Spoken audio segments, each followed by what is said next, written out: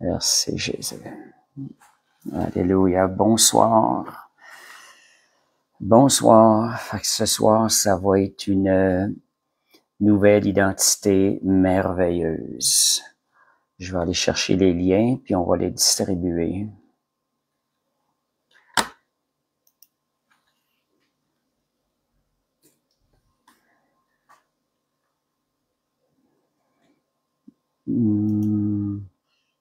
Bonsoir. OK, c'est un peu fort. Fait que OK.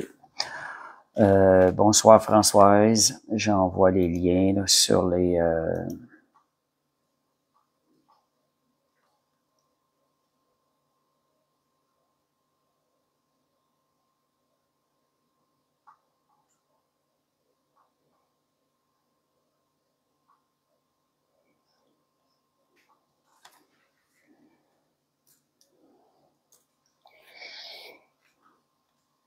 Merci Seigneur. Alléluia.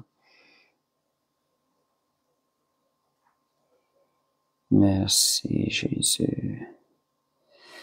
Gloire à Dieu.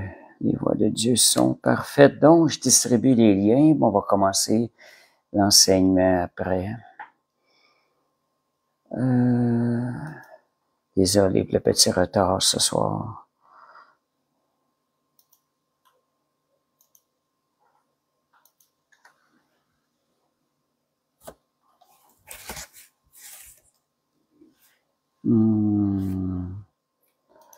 Merci Seigneur. Gloire à Jésus. Alléluia. Merci Seigneur.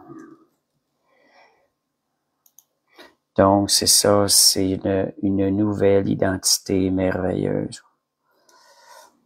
On voit dans la parole de Dieu une nouvelle créature si merveilleuse que David parlait, mais ce soir, on va parler de l'identité, on va aller un petit peu plus loin.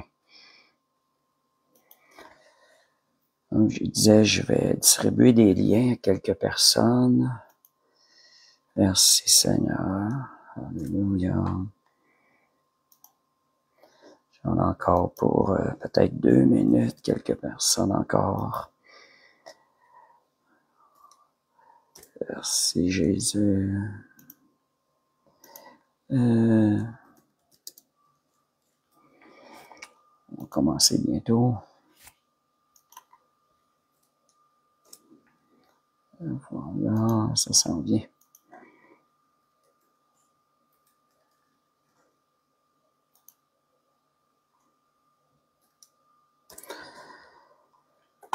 Et je pense que j'ai tout distribué.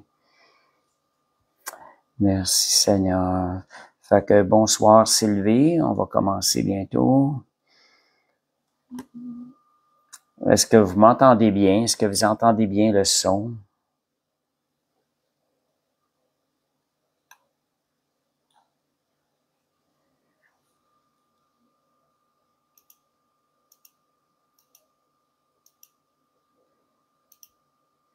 Reste une personne. Ça sera pas long. C'est ça. Est-ce que vous entendez bien le son? Pendant que je me prépare. Bon, ben merci Sylvie. On va commencer bientôt. Merci Seigneur. Alléluia. Bonsoir Abir. Père Céleste, on te remercie pour le privilège de partager ta parole, le privilège d'être enseigné par toi, Seigneur, pour les merveilles que tu nous enseignes à chaque semaine. Père Céleste, que notre esprit soit ouvert à bien comprendre et à recevoir le message dans sa perfection. Enlève ce qui n'est pas parfait et permet que le message, ton message parfait, qui nous fait croître en toi en grâce et en connaissance, puisse percer notre esprit ce soir. Je te remercie dans le nom de Jésus. Alléluia. Merci Seigneur. Gloire à Dieu. Alléluia. Gloire à Dieu. Bonsoir Pierre-Serge. Donc, c'est que je prépare ma petite étude, c'est que Oh, je suis notre nouvelle identité si merveilleuse. C'est le titre de l'enseignement. Alléluia. Les gens qui semblent avoir de la misère à se connecter au live. Je vais voir Stéphane si j'envoie le lien, si ça peut aider. Merci Seigneur. Voilà. Fait qu'on on va commencer. Merci Seigneur. Donc, c'est ça, nous avons une identité si merveilleuse. La Bible nous parle de création. Je te loue de ce que je suis une créature si merveilleuse. Elle parle de la créature, les plans que Dieu avait pourvus lors de notre création, lorsque nous avons commencé. Avant même que nous venions au monde, Dieu nous avait déjà dans ses pensées. La Bible nous parle de cela. Et ce soir, on va aller un petit peu plus loin, on va aller dans la nouvelle identité, celle que Dieu restaure. Il nous restaure dans les plans qu'il avait déjà pour nous avant la création du monde. Ces choses sont indiquées dans la Bible, dans la parole de Dieu. Ça nous parle qu'il nous avait déjà en tête avant même la création du monde. Fait qu'on a un Dieu qui est merveilleux. Merci Seigneur. Donc, on va commencer avec Genèse 1:26, la création de l'homme. On va parler d'identité. On va commencer par parler de la création de l'homme. Nous sommes une créature si merveilleuse, selon les paroles de David et selon ce que la parole nous enseigne. Donc, en Genèse, lors de la création de l'homme, Dieu a dit, faisons l'homme à notre image, à notre ressemblance. Dieu dit ces choses-là. Dans toute sa création, l'homme, toute la création de Dieu, l'homme est la création la plus merveilleuse à travers l'univers. Il a été créé à son image, esprit, âme et corps matériel. L'homme a été créé pour lui ressembler. Regardez le privilège qu'on a. On a été créé pour exprimer Dieu, être la représentation de Dieu ici-bas dans l'univers. Les autres créations n'ont pas cette capacité-là. Les animaux n'ont pas cette capacité-là. Il y a à l'intérieur de nous un endroit où Dieu peut demeurer et se manifester à travers nous. Et nous bénéficions de ce privilège-là. L'homme a été créé avec une volonté libre de choisir le bien et le mal, afin que la relation d'amour puisse exister entre Dieu et l'homme. L'homme n'est pas soumis. L'homme, au tout début, n'était pas soumis à la mort. Au tout début, lorsque Dieu a créé, l'homme n'était pas soumis à la mort. L'homme est la seule création de Dieu à travers lequel une entité peut prendre place, une entité peut vivre et habiter à l'intérieur. Seul l'homme a cette chose-là, cette capacité-là. Et cette entité-là, cet espace-là a été créé pour Dieu. Et Dieu se multipliant sur la terre. Il a été créé afin que nous puissions manifester la nature de Dieu, que Dieu puisse manifester sa nature, je dirais, par notre intermédiaire. Et Dieu étant omniprésent peut se manifester entre chacun de nous de façon personnelle en même temps.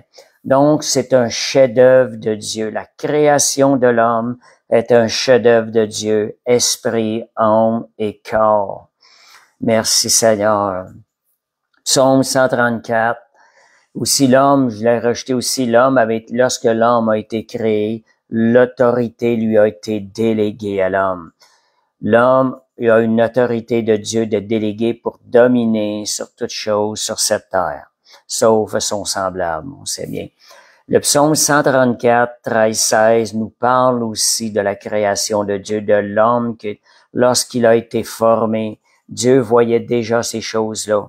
Ça dit, psaume 134, verset 13 à 16, c'est David qui a écrit ce psaume-là sous l'inspiration du Saint-Esprit. David, il dit, c'est toi qui m'as formé, qui as formé mes reins, qui m'as tissé dans le sein de ma mère. Je te loue de ce que je suis une créature si merveilleuse. David avait eu la révélation.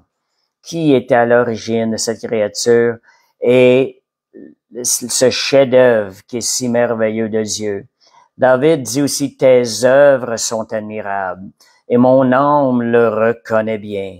Mon corps n'était point caché devant toi lorsque j'ai été fait dans un lieu secret, tissé dans les profondeurs de la terre, quand je n'étais qu'une masse informe, tes yeux me voyaient. Et sur ton livre étaient déjà tout inscrits les jours qui m'étaient destinés avant qu'aucun d'eux n'existât.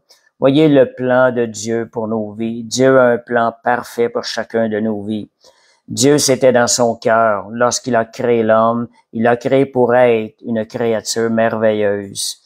Mais on sait ce qui est arrivé par la suite. L'ennemi, le voleur, est venu voler cette identité-là, ce but pour lequel nous avions été créés. Il est venu corrompre cette nature-là.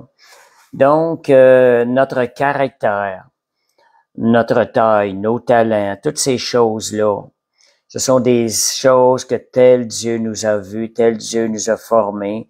Nous sommes le chef-d'œuvre de Dieu. C'est notre personne, notre personnalité. On est unique devant Dieu. Dieu, de sa grandeur, a créé chacun de nous unique. Et Dieu aime chacun de nous d'une manière spéciale et unique. Quand on regarde la nature, tout cela est majestueux. Mais pour Dieu, ce qui réjouit plus le cœur de Dieu, c'est chacun de nous. C'est la création qu'il a fait de nous. Dieu est fier de chacun de nous. Quand il a dit à Adam et Ève qu'il les a créés, il dit que cela était bon. Dieu a trouvé bon la création de l'homme. Dans Jérémie 1,5, on va aller voir aussi un peu le même verset semblable à ce que David a déclaré. Avant que je t'eusse formé dans le ventre de ta mère, Dieu a donné la parole à Jérémie le prophète. Je te connaissais, et avant que tu fusses sorti de son sein, je t'avais consacré, et je t'avais établi prophète des nations. Dieu a mis sur chacune de nos vies, il y a un but. Nous avons été créés dans un but premier, de servir le royaume de Dieu. Nous avons une place dans le royaume de Dieu pour servir Dieu et le glorifier. Donc, il nous a aimés. Donc, Dieu avait un plan pour chacune de nos vies. Là, au tout début de la création, nous étions dans ses pensées. Il nous a aimés avant que nous l'aimions. Il l'a prouvé, ça, en envoyant mourir Jésus sur la croix pour nous. Sur la croix, nous étions dans ses pensées. Il a pris nos péchés même pendant que nous étions ennemis de Dieu. Ça, c'est l'amour de Dieu pour nous. Donc, suite à la désobéissance d'Adam et Ève, suite à la désobéissance, la nature humaine, la création de Dieu, la créature de Dieu, je dirais le chef-d'œuvre de Dieu, que nous étions, a été corrompu par le péché. Mais Dieu ne s'est pas arrêté là. Adam et Ève, ainsi que toute l'humanité qui s'en suivrait, serait corrompue. Son esprit est mort à ce moment donné-là par le péché. Et la mort est devenue notre ennemi. Parce qu'Adam et Ève devaient vivre éternellement lorsqu'ils ont été créés. La semence du péché, elle est entrée dans l'homme et l'homme est devenu infecté par le péché. Ayant la semence du péché en lui, il est devenu aimé de Dieu, ennemi de Dieu plutôt. La communion avec Dieu fut rompue et l'entrée au paradis fut fermée à l'homme, car Dieu est 3 fois saint. Une nature avec une semence de péché ne pouvait plus entrer dans le paradis, sinon le paradis deviendrait impur. Dieu a un plan de rédemption pour nos vies, voulant racheter l'homme, l'avoir avec lui, restaurer ce plan, ce chef-d'œuvre, avec toutes les raisons pour lesquelles il avait été créé. Dieu avait un plan, il a envoyé Jésus mourir sur la croix. Jésus est venu dans une nature humaine. Il n'a jamais péché. Il a vaincu et triomphé de toutes les attaques de l'ennemi. Et Jésus, ayant payé le prix que nous méritions, il peut maintenant nous offrir une vie parfaite, sa vie qui n'a jamais péché. Jésus a payé le prix en entier parce que son sacrifice a été parfait. La dette a été payée en entier par Jésus. Merci Seigneur. Alléluia. Donc, comme Monique disait, c'était dans le but de restaurer à l'homme le but du chef-d'œuvre pour lequel l'homme avait été pensé dans la pensée de Dieu avant même la création. Donc, le plan que Dieu a pour nous, Dieu nous donne un autre chemin pour parvenir à son plan parfait pour chacun de nos vies. Et c'est le sacrifice de Jésus, c'est le pardon de nos péchés. Jésus a tout payé pour nous à la croix. Donc, Dieu, il a payé le prix du rachat complet, c'est vie pour vie. Le péché le prix à payer pour un seul péché était la mort. Du sang devait être versé à la croix. Jésus a versé son sang. Donc, c'était vie pour vie. Jésus ayant versé son sang, il nous rachète. Comment est-ce qu'il peut nous racheter puisque notre nature a déjà été corrompue par le péché, avait déjà l'esprit dans l'homme est mort et la mort est devenue notre ennemi, qu'on disait tantôt. Donc, Dieu devait recréer, refaire une créature nouvelle, tout en gardant, on parlait tantôt que notre caractère, nos talents, c'est nous. Dieu a eu un plan de rachat. Il a recréé en nous une créature nouvelle et nous l'a attribué. C'est devenu notre nouvelle identité. Il nous a rachetés par son sang. Il a soufflé, il a mis en nous son esprit, nous redonnant une nouvelle vie. Et c'est une vie qui n'a jamais péché. Donc, si on regarde Jean 3:3, ce que ça nous dit, et si un homme ne naît de nouveau, il ne peut voir le royaume de Dieu. Jean 3, verset 5, si un homme ne naît d'eau et d'esprit, il ne peut entrer dans le royaume de Dieu. Donc, par le péché d'Adam et Ève, de nos ancêtres, notre entrée au paradis était devenue impossible, mais Dieu avait un plan nouveau. Dieu avait un plan derrière tout ça. Dieu avait prévu un plan de bonté, de gloire. C'est de restaurer une nouvelle vie en nous, une racine nouvelle et de mettre son esprit dans cette nouvelle vie. C'est la vie de Jésus. Jésus ayant conquis la mort, ayant conquis le péché, ayant conquis l'ennemi sur la croix, il nous offre maintenant cette nouvelle vie. Comme je vous disais tantôt, l'homme, lorsqu'il a été créé, il a été créé avec une possibilité d'avoir une entité à l'intérieur de lui, de le laisser vivre. L'homme a été créé avec un endroit à l'intérieur. Lorsqu'on se tourne vers le Seigneur et qu'on reçoit cette nouvelle vie, il vient habiter à l'intérieur de nous. Et il vient prendre place à l'intérieur de nous. Et pendant qu'il vient prendre place, il redonne la vie en donnant son esprit. Et Jésus souffle sur nous, Dieu souffle sur nous lorsqu'il met la vie en nous. C'est la vie de l'esprit. Les désirs de Jésus ont été plantés à l'intérieur de nous. L'homme étant libre dans ses décisions, dans ses choix, l'homme a le choix de recevoir ou de refuser ces choses-là. Comment est-ce que l'homme peut recevoir ou refuser ça? C'est par la foi. La foi dans les choses qu'on ne voit pas. La foi, c'est quelque chose qui est vivant, mais c'est vivant dans l'invisible. C'est ce qui nous donne accès à la nouvelle vie. Donc, merci Seigneur. Si on regarde, j'en viens maintenant, je vais aller un petit peu plus loin. Donc, j'ai été recréé, né de Dieu. J'ai reçu la nouvelle nature de Dieu en moi, celle de Jésus. L'homme étant créé premièrement avec un endroit à l'intérieur de nous, une place pour une identité spirituelle. Lorsque nous ouvrons notre cœur, nous demandons à Dieu cette nouvelle vie, elle vient prendre place à l'intérieur de nous. Et elle vient maintenant pour dominer dans notre vie, pour nous bénir. C'est la nature parfaite de Jésus qui n'a jamais péché. Donc, Dieu vient restituer notre moi. Il nous donne une nouvelle identité. C'est un nouveau moi.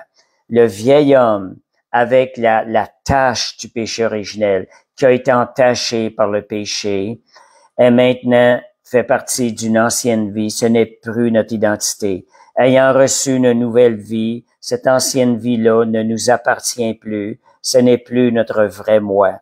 Mais comment vivre ces choses-là? Si je vous pose une question, j'en ai parlé dimanche, on en a parlé vendredi passé, est-ce que vous méritez la bénédiction de Dieu?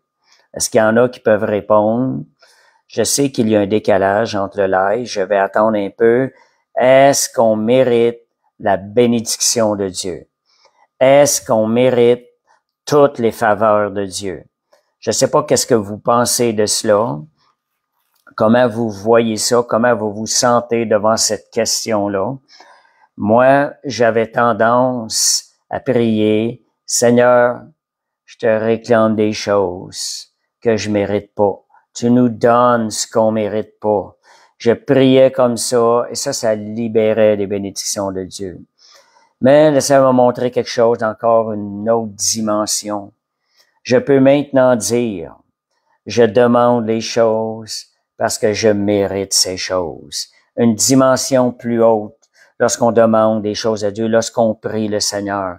C'est qu'on s'identifie à cette nouvelle nature, cette création si merveilleuse de Dieu, qu'il a créée à la perfection. Cette nouvelle création mérite toutes les bontés, les faveurs de Dieu. Et moi, en m'identifiant à cette nouvelle création, je peux réclamer les bénédictions et les faveurs de Dieu. Cette bénédiction-là. Le salut, c'est quelque chose qui a été accompli. C'est quelque chose qui est complet, qui est fait. Les péchés ont été pardonnés. Cette ancienne vie, c'est un cas qui a été réglé à la croix. En recevant cette nouvelle vie-là par la foi, j'ai réglé le cas de l'ancienne vie, le cas de cette vie qui avait péché, qui avait une nature de péché. Je l'ai cloué à la croix en conformité avec la mort de Christ. Donc, je l'ai identifié avec la mort de Christ. Maintenant, je dois m'identifier avec la résurrection de Christ. C'est quelque chose qu'il se fait par la foi. Et c'est tangible et c'est réel. Tout comme nous avons été sauvés par la foi a déclenché un miracle à l'intérieur de nous. Dieu a créé cet homme-là nouveau. Dieu a créé une nouvelle identité pour nous. La foi a déclenché ces choses-là. De la même chose aujourd'hui. C'est par la foi qu'on va accepter de libérer, de vivre cette nouvelle identité-là. Fait que merci Seigneur. Alléluia, gloire à Dieu. Merci Seigneur. Donc j'ai été cette nouvelle création, elle mérite les faveurs et les bénédictions de Dieu. Et moi, par la foi, je m'identifie à ce chef-d'œuvre de Dieu, cette nouvelle création. Je mérite maintenant les faveurs de Dieu à cause de mon Sauveur. Et j'ai été pardonné, libéré de cette ancienne vie. Donc, cette vie nouvelle est une vie qui n'a jamais péché. Elle n'a plus d'historique de péché. C'est une vie qui se vit par la foi. Nous devons avoir les yeux vers le Seigneur. Garder la foi, Seigneur, dans cette œuvre parfaite de Christ à la croix, dans la victoire parfaite de Christ à la croix. Quand nous recevons cette nouvelle identité par la foi, nous sommes en train d'élever l'œuvre de Christ. Nous sommes en train d'honorer Christ dans son œuvre. Nous sommes en train de le glorifier. Merci Seigneur. Je pense que c'est le désir. Nous glorifions le Créateur. Donc, notre valeur, maintenant, elle vient de Dieu. Nous portons la marque Made by God, créé par Dieu, créé à la perfection. Nous sommes le chef-d'œuvre parfait du Créateur, le chef-d'œuvre. Voyez, quand vous voyez un vêtement, vous voyez une marque de qualité, vous attribuez une valeur selon celui qui l'a fabriqué. C'est la même chose. Plus on va reconnaître que nous avons été créés par Dieu, cette nature, la grandeur de cette nouvelle création, plus on va lui attribuer de valeur et plus on est en train de donner de la valeur à celui qui l'a créé, le Créateur. On glorifie Dieu. Donc, Dieu, ce qu'il a fait avec tout ça, comment faire, comment expliquer que cette nouvelle nature, notre nouvelle identité, n'a plus d'historique de péché? Dieu dans sa perfection. Parfois, il n'est pas nécessairement facile de tout comprendre ça, mais Dieu dans sa perfection, ayant reçu cette nouvelle identité, cette nouvelle vie à l'intérieur, nous avons reçu une vie qui n'a jamais péché. Dieu nous a ramenés avant la chute d'Adam. C'est pour ça que nous n'avons plus d'historique de péché. Et c'est ce que la parole de Dieu nous enseigne. Nous devons apprendre à marcher par la foi, des déclarations de ce que la parole de Dieu déclare, et on va voir le fruit de ces choses-là.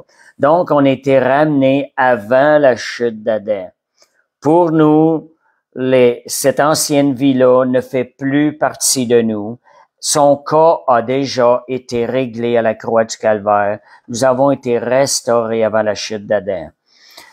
Donc, ça disait dans 2 Corinthiens 5, 17, « Si quelqu'un est en Christ, il est une nouvelle créature.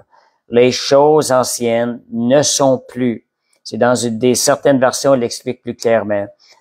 Toutes choses, ce sont des choses nouvelles. Il n'y a plus de choses anciennes. Cet historique-là ne nous appartient plus. Le Seigneur veut qu'on rentre dans la perfection de son œuvre, parce que c'est là que se trouve la gloire, la victoire.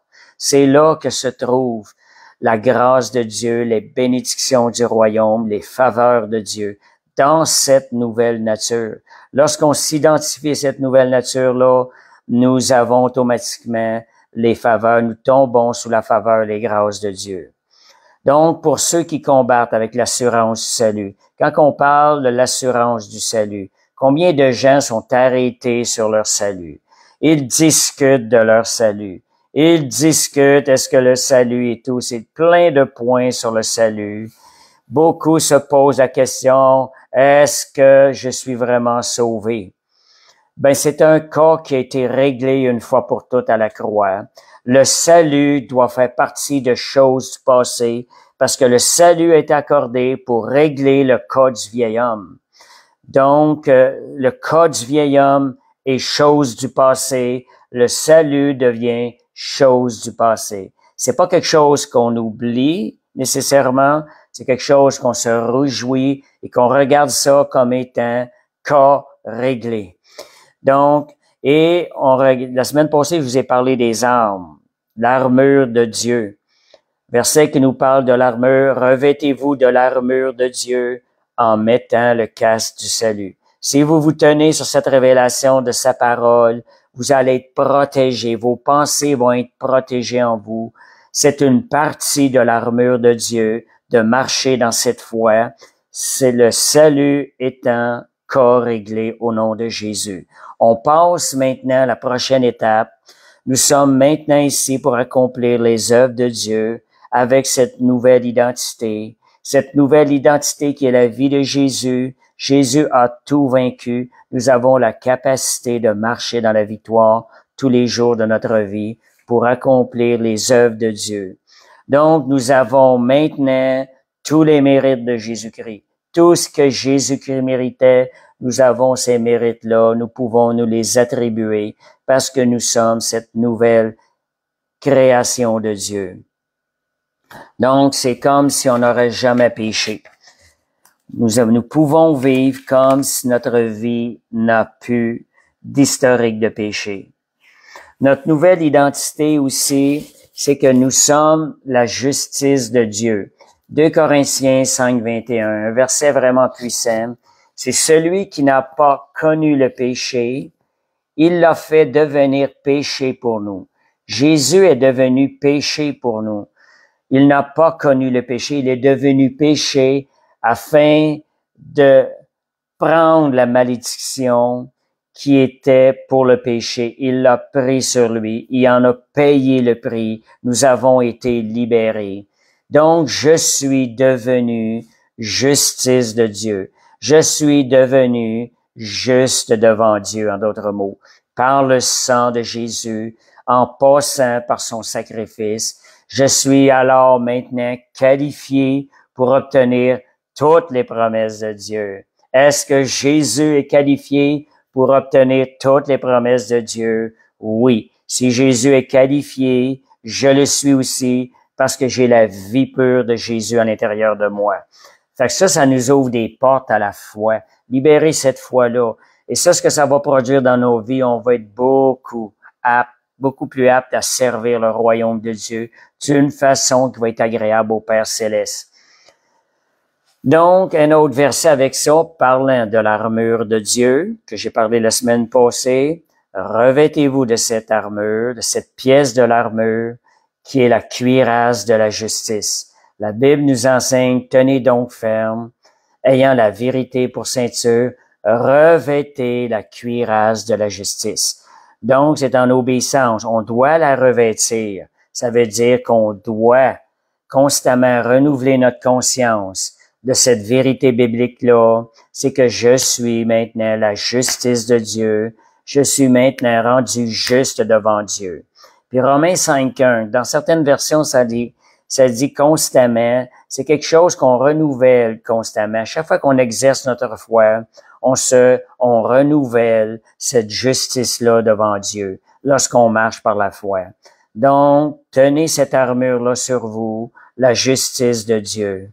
Alléluia. Certaines personnes disent avoir eu la difficulté, mais vous allez voir, c'est le point de libération du pouvoir du péché quand vous recevez cette cuirasse de la justice. Le péché perd tout pouvoir parce que c'est par la foi qu'on est victorieux, la foi dans sa parole. La parole de Dieu dit dans Éphésiens 2.20, nous sommes son ouvrage ayant été créé en Jésus-Christ. Je dirais recréé, parce que quand avons-nous été créés en Jésus-Christ?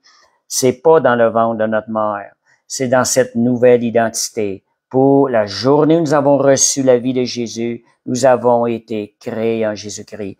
Pourquoi? Pour des bonnes œuvres que Dieu a préparées d'avance afin que nous les pratiquions. Je vous disais au tout début, avant même la création, Dieu nous avait vus, Dieu avait un plan pour nous. Dieu avait des plans merveilleux pour vous. Celui qui ouvre son cœur par la foi à recevoir cette vie juste-là, Dieu le restaure dans le plan parfait, ce pourquoi Dieu l'avait vu avant au tout début de la création. Nous rentrons dans le plan de Dieu, au service du royaume de Dieu. Merci Seigneur, les caractères, le talent, toutes ces choses-là deviennent maintenant des instruments utiles pour servir le Seigneur. Donc, nous rentrons dans ce pourquoi nous avons été créés.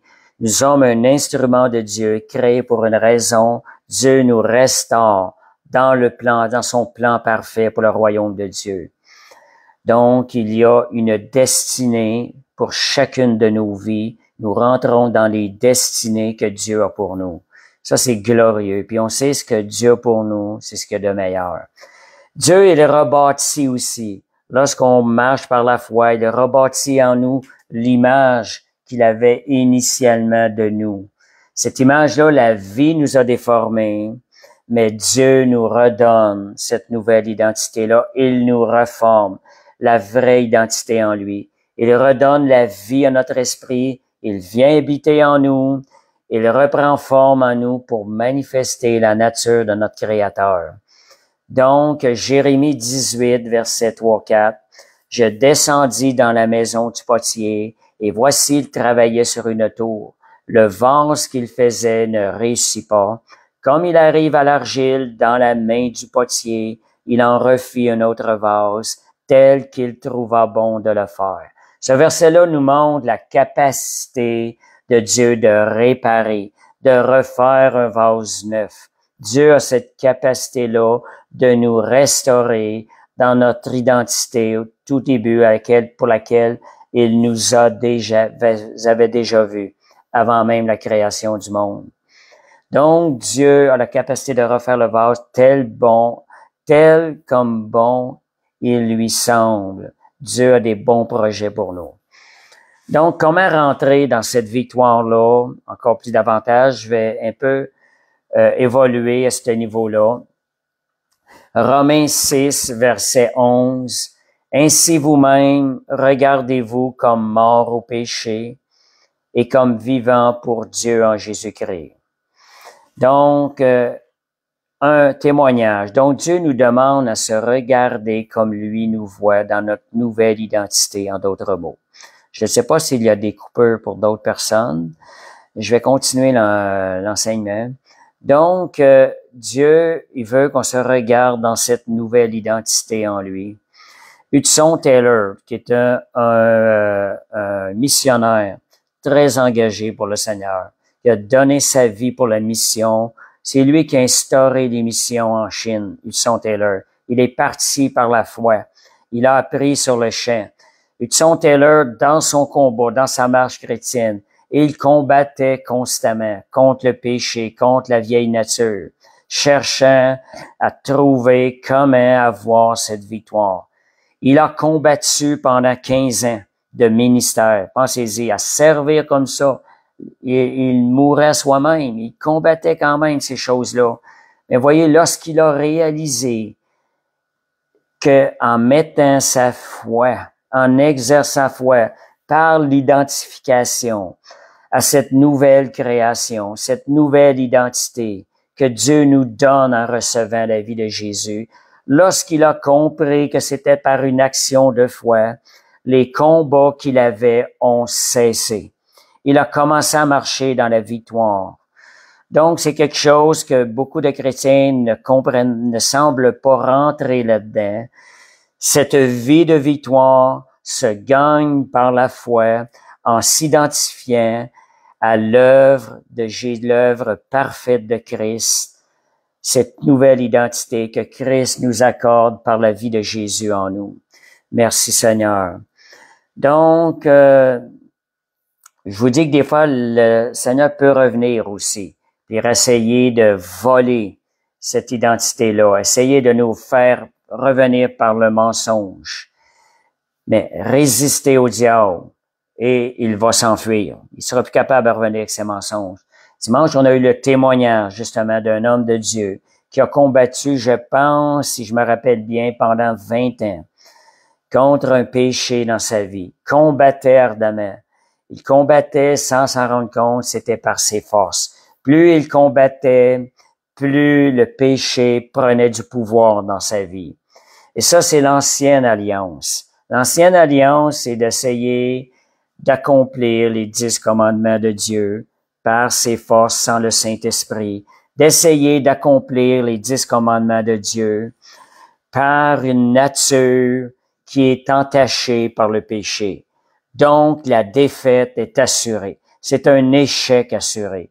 Dieu, dans sa perfection, a pourvu à une victoire assurée qui est la vie de Jésus. Et dans l'identification à cette vie par la foi, tout comme nous avons reçu le salut par la foi, nous avons aussi à recevoir cette identification-là par la foi.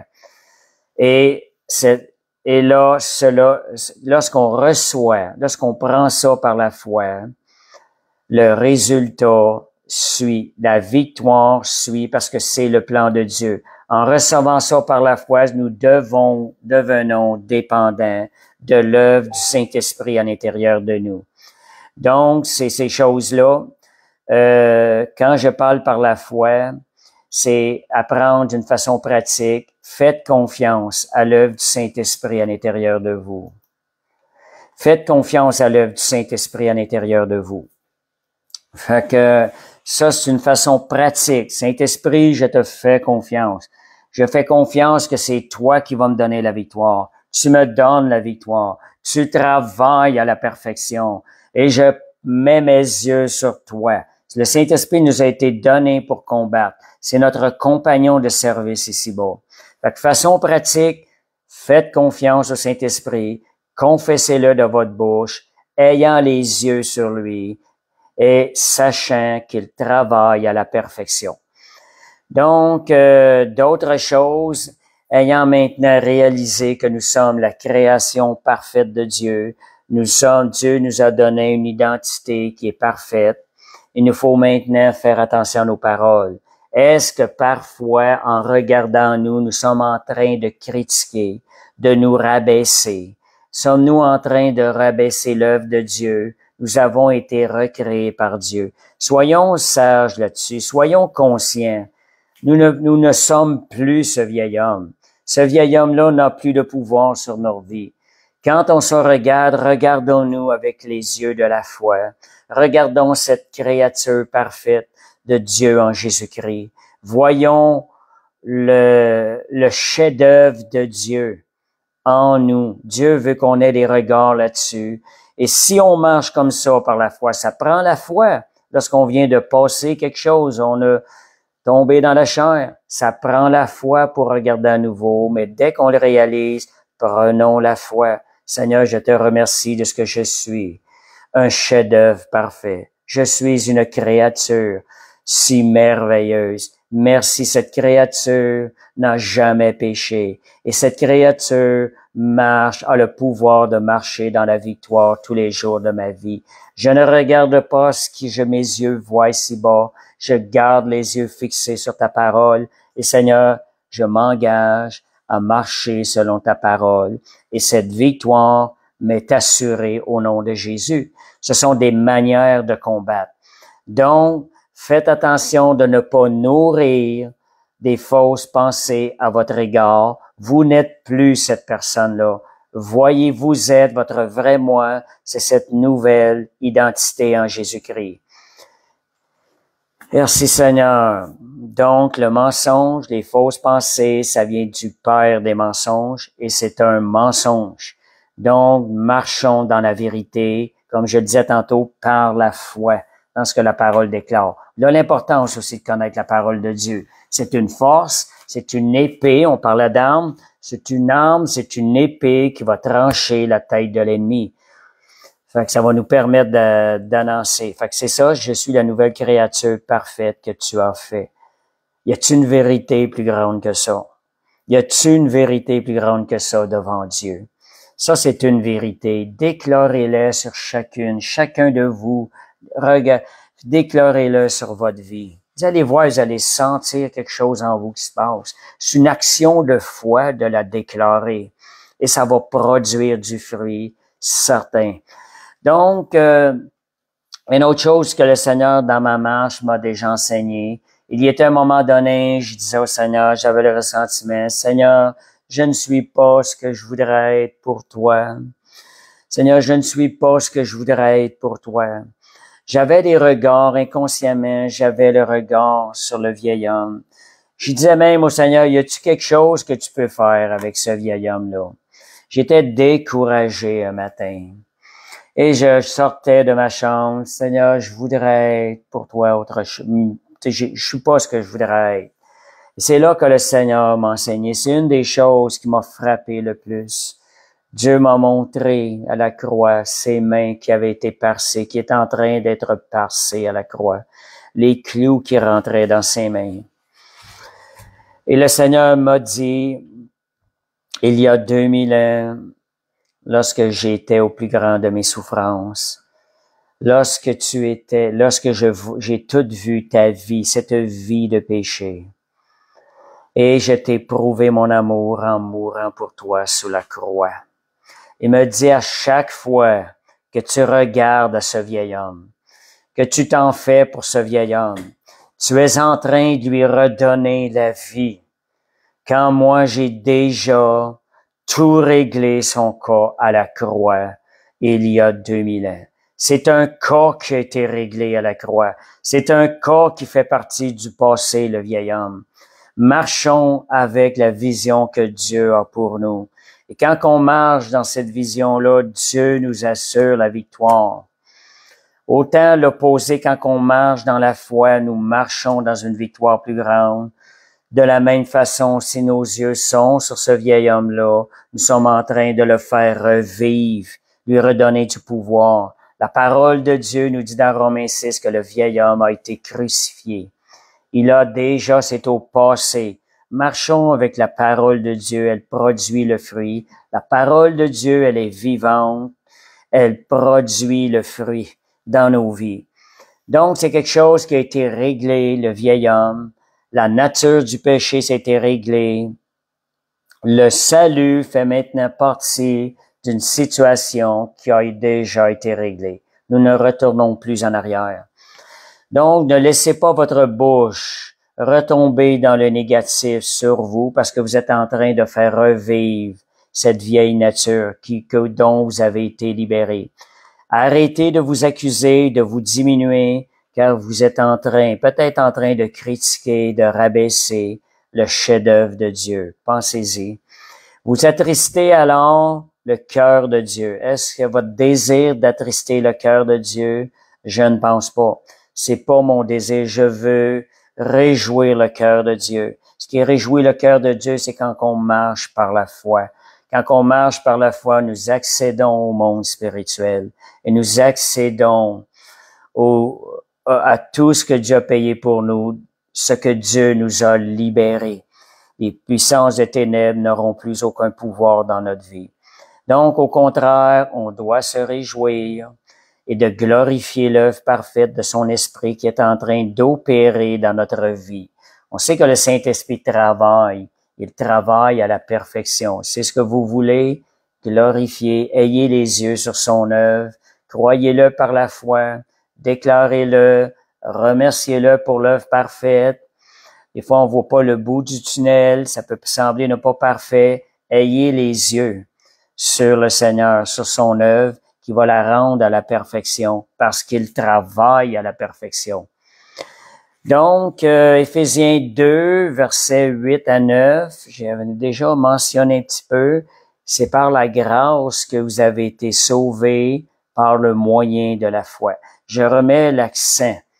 Le salut si merveilleux, donc si grand et merveilleux, a été accessible par un seul moyen, le moyen de la foi, et non pas par les œuvres. C'est le don de Dieu. Ce n'est point par les œuvres afin que personne ne se glorifie. C'est de la même façon, donc, tout comme naître de nouveau a été reçu par la foi, et le miracle, ça a ouvert la porte à un miracle, le miracle de Dieu s'est manifesté, il y a eu une intervention surnaturelle de Dieu, et nous avons pu maintenant recevoir la vie et comprendre les choses de l'esprit. De la même façon, vivre et expérimenter les fruits de cette nouvelle identité, ça doit être aussi reçu et vécu par la foi. Est-ce qu'on va retourner en arrière? On a été sauvés par la foi. Allons nous remettre en doute la foi. En quelque sorte, on est en train de renier. Lorsqu'on a reçu le pardon de Dieu par la foi, si on doute de ce pardon, si on remet en doute le salut, on est en train de renier notre action de foi que nous avons déjà fait. Donc, ayant reçu ça par la foi, ces choses réglées, on passe à autre chose, manifester la vie de Jésus, cette nouvelle identité-là. Et Seigneur, je l'ai choisi par la foi, je m'engage à marcher par la foi, afin que cette vie soit libérée. Donc, ce ne sera plus nous qui allons vivre, mais c'est la vie de Christ qui va être relâchée à travers notre vie. Galates 2:20, ça dit, si je vis, ce n'est plus moi qui vis, c'est Christ qui vit en moi. La vie que je vis dans la chair, je la vis dans la foi au Fils de Dieu qui m'a aimé et qui s'est livré pour moi. Voyez, cette vie-là, cette nouvelle identité-là se vit dans la foi. Galates 5:16, ça dit « Marchez par l'Esprit et vous n'accomplirez pas les désirs de la chair ». Qu'est-ce que ce verset-là est en train de nous montrer? Est-ce que ce verset-là nous fait mettre les yeux sur ne pas accomplir les œuvres de la chair, ou plutôt nous fait pointer d'avoir les yeux sur l'œuvre du Saint-Esprit? Marchez par l'Esprit. Et le résultat sera, vous n'accomplirez pas les désirs de la chair. Ayons les yeux sur la nature parfaite de Jésus à l'intérieur de nous. C'est cette chef-d'œuvre que nous sommes en Jésus-Christ. Je suis le chef-d'œuvre de Dieu en Jésus-Christ. Donc, quand on fait ça, Dieu se lève à l'intérieur de nous. La vie de Jésus est relâchée pour accomplir la volonté parfaite de Dieu dans notre vie et pour nous faire entrer dans les destinées que Dieu a pour nous. Merci Seigneur. Donc, je vais terminer. Chacun de nous, nous sommes des créatures glorieuses de Dieu sur terre. Soyons conscients de ça. Glorifions Dieu constamment de son œuvre parfaite en nous et non pas ce que nos yeux voient. Dès que nous le considérons, Seigneur, je regarde vers toi, je tourne mes regards vers toi. La Bible dit, quand on tourne nos regards vers lui, on est rayonnant de joie. Dieu nous appelle à regarder à lui. Et aussi longtemps qu'on regarde à lui, nous ne pouvons tomber et nous allons marcher dans la victoire. Donc, c'est terminé. Dites, c'est terminé les déclarations négatives. Ce n'est plus moi, cette vieille personne-là. Et si jamais elle s'est manifestée, rejetez-la, envoyez-la sur la croix, crucifiée. Rappelez-lui à cette ancienne nature-là qu'elle a déjà été crucifiée à la croix, que son corps est réglé et que les yeux de Jésus sont sur maintenant cette nouvelle identité qui n'a jamais péché en moi. Donc, c'est fini, donc, les déclarations négatives. Apprenons aussi à voir nos frères et nos sœurs dans la foi, dans cette nouvelle identité-là. Voyons-les comme Christ les voit. Philippiens 4.4, ça nous dit, réjouissez-vous toujours dans le Seigneur. Je le répète, réjouissez-vous. Répétez-vous-le. Je vous disais tantôt comment se réjouir. Quand on tourne nos regards vers lui, nous sommes rayonnants de joie. Donc, ayant les yeux sur l'œuvre parfaite de Christ, cette nouvelle identité-là qu'il nous a donnée.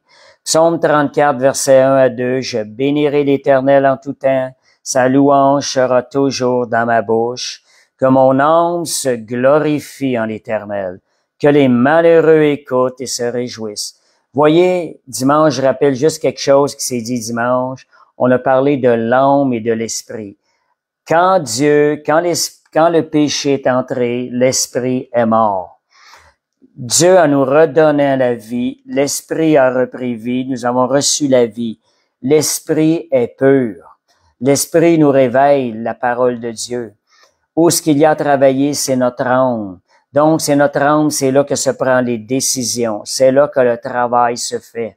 C'est là que nous prenons la décision de marcher par la foi, de s'accorder avec notre esprit. Parce que notre esprit comprend la parole de Dieu. Ayant repris vie, il comprend maintenant la parole de Dieu.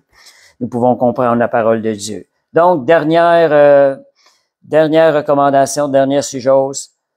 Chaque matin, pour vous aider à réaliser qui vous êtes, pour vous aider à considérer le chef-d'œuvre de Dieu, regardez-vous dans le miroir et parlez au chef-d'œuvre de Dieu dans le miroir. Bonjour, créature de Dieu si merveilleuse, chef-d'œuvre de Dieu. Parlez à cette nature-là, ajoutez, bénissez-la, bénissez la création de Dieu.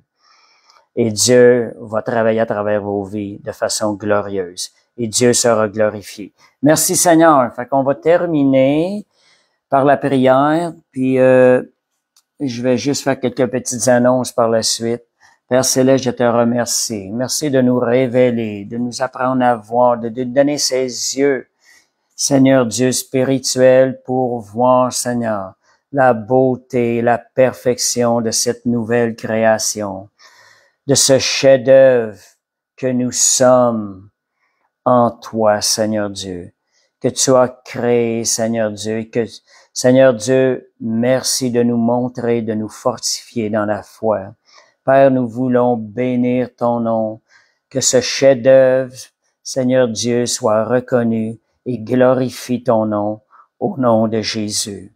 Merci, Seigneur. Donc, merci Seigneur pour votre présence. Juste pour vous dire, juste pour vous rappeler, les vendredis soirs à 20h, il y a toujours le partage biblique à l'Assemblée au 1884 ici à Mont-Montréal, de même que les assemblées le dimanche après-midi à 14h. Nous avons notre assemblée générale à 14h où nous partageons la parole de Dieu et nous prenons le temps pour louer et glorifier le Seigneur. Donc, merci Seigneur, et que je vous souhaite une parfaite fin de soirée, parfaite continuité de victoire dans cette semaine, au nom de Jésus. Amen.